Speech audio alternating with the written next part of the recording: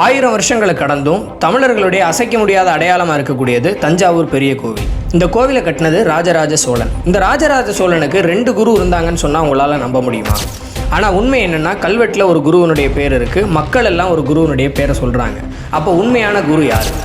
அது மட்டும் இல்லாமல் இந்த கோவிலுக்கு சாபம் இருக்குது அப்படின்னு சொல்கிறாங்க. அந்த சாபம் உண்மையா பொய்யா? இதை பற்றியான ஃபுல் எக்ஸ்ப்ளனேஷன் இந்த வீடியோவில் இருக்க போது முடிஞ்சளவு இந்த வீடியோவை ஸ்கிப் பண்ணாமல் பாருங்கள். ஃபஸ்ட்டு உங்களுடைய மைண்டை ஒரு 1000 வருஷத்துக்கு முன்னால் ஃபார்வர்டு பண்ணி வச்சுக்கோங்க.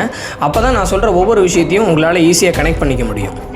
முதலாவது, இந்த கோவில் கட்டுறதுக்கான காரணம் என்ன, இதுக்கான ஐடியா எங்கே வந்துச்சு, இதை தான் பார்க்க போகிறோம். ராஜராஜ சோழன் ஆட்சிக்கு வந்த பிறகு கிட்டத்தட்ட ஒரு 18 வருஷம் போர்லேயே அவருடைய வாழ்க்கையை கழிக்கிறாரு.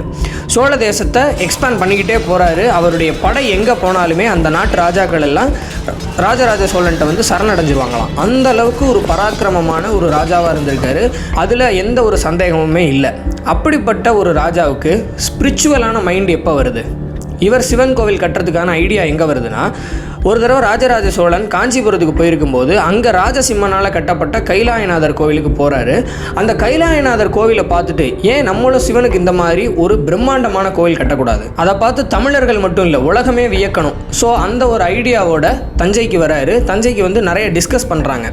டிஸ்கஸ் பண்ணுறது அப்படின்னாலே இங்கே அரசவையில் இருக்கக்கூடிய ராஜகுருட்ட தான் டிஸ்கஸ் பண்ணுவாங்க. முதல்ல இந்த ராஜகுரு யார் அப்படின்றத ஃபஸ்ட்டு நம்ம தெரிஞ்சுக்கணும். ராஜராஜ சோழனுடைய ராஜகுரு அப்படின்னு சொல்லப்படக்கூடியவர் கல்வெட்டில் இருக்கிறது ஈசான சிவ பண்டிதர் அப்படின்றவர். அதாவது ஈஸ்வர சிவாச்சாரியார் அப்படின்னு இவரை சொல்கிறாங்க. இவர் தான் ராஜராஜ சோழனுடைய அஃபீஷியலான ராஜகுரு, நிர்வாக பொறுப்பில் இருக்கிறவர். ஸோ இவர்கிட்ட தான் முதல்ல அதுக்கான டிஸ்கஷன்லாம் நடக்குது.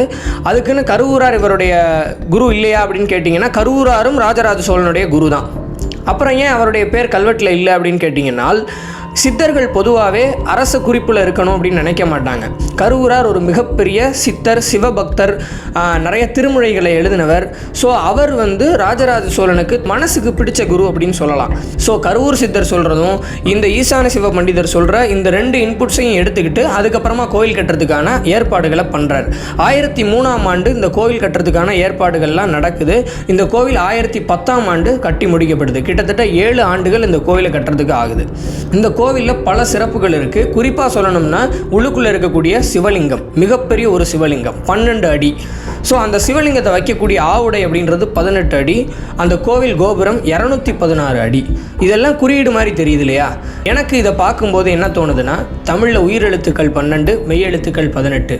ஸோ சிவலிங்கம் 12 அடி, ஆவுடை 18 அடி, கோபுரம் 216 அடி இல்லையா? தமிழில் உயிர்மை எழுத்துக்கள் 216. ஸோ இந்த கோவிலுடைய அமைப்பே தமிழை ரெப்ரசன்ட் பண்ணுற மாதிரி தான் இருக்குது. அது மட்டும் இல்லாமல் இந்த கோவிலில் உலகத்திலே மிகப்பெரிய நந்தி இருக்குது. ஒரே கல்லாலான 20 டன் எடை கொண்ட ஒரு நந்தி சிலை இருக்குது. இந்த கோவிலில் நிறைய சிற்பக்கலைக்கு எடுத்துக்காட்டாக இருக்கக்கூடிய பல விஷயங்கள் இருக்குது.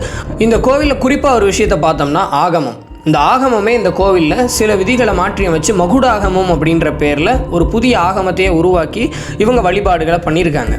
ஸோ இது ஆகம விரோதமாக கட்டப்பட்டது கிடையாது. வேற ஒரு ஆகமத்தை உருவாக்கி எல்லாருக்கும் ஒரு எடுத்துக்காட்டாக இருக்கணும் அப்படின்றதுக்காக தான் இந்த விஷயங்கள்லாம் பண்ணியிருக்காரு. இன்ஃபேக்ட் குடமுழுக்கு அப்படின்னு சொல்லக்கூடியதே உள்ளூர் ப்ரீஸ்ட்டை வச்சு பண்ணாமல் நர்மதை கரையிலேருந்து ப்ரீஸ்டெல்லாம் கூப்பிட்டு அவங்கள வச்சு தான் பண்ணியிருக்காங்க அப்படின்னு சொல்கிறாங்க. காரணம் என்னென்னா, சைவத்தில் நிறைய பிரிவு இருக்குது. பாசுபதம், கபாலிகம், காலாமுகம், வாமதேவம், பைரவம் அப்படின்னு சொல்லிட்டு நிறைய பிரிவு இருக்குது. அதில் பாசுபத பிரிவை சேர்ந்தவர் தான் இந்த ராஜராஜ சோழன். ஸோ அவங்கள வச்சு இங்கே குடமுழுக்கு பண்ணுறாங்க. அதனால தான் இந்த கோவிலுக்கு பேரே ராஜராஜேஸ்வரம் அப்படின்னு சொல்கிறாங்க. இந்த பாசுபத பிரிவை சேர்ந்த கோவில்கள் எல்லாத்துக்குமே இந்த ஈஸ்வரம்ன்ற பேரோட முடியும். ஸோ இதுக்கப்புறம் சோழ தேச கோவில்கள் எல்லாமே ஈஸ்வரம்ன்ற பேரோட முடிஞ்சிருக்கும். ராஜராஜேஸ்வரம், கங்கை கொண்ட சோழீஸ்வரம், பட்டீஸ்வரம், இந்த மாதிரி இந்த ராஜராஜ சோழனுடைய சரௌண்டிங்கில் இருக்கிற கோவில் பூராமே இந்த மாதிரியான ஒரு பேரோட தான் முடியும். ஸோ ஈஸ்வரம்ன்ற பேரோட முடியறதுக்கான காரணம் இதுதான். இந்த ஒரு விஷயத்தை லகுலீச பாசுபதம் அப்படின்ற ஒரு புக்கில் தான் படித்தேன். உங்களுக்கு ஏதாவது சந்தேகம் இருந்ததுன்னா அந்த புக்கை நீங்கள் ரெஃபர் பண்ணி பார்க்கலாம். ஓகே, இப்போ வீடியோவுடைய கிளைமேக்ஸுக்கு வந்தாச்சு. இந்த கோவிலுக்கு உண்மையிலே சாபம் இருக்கா?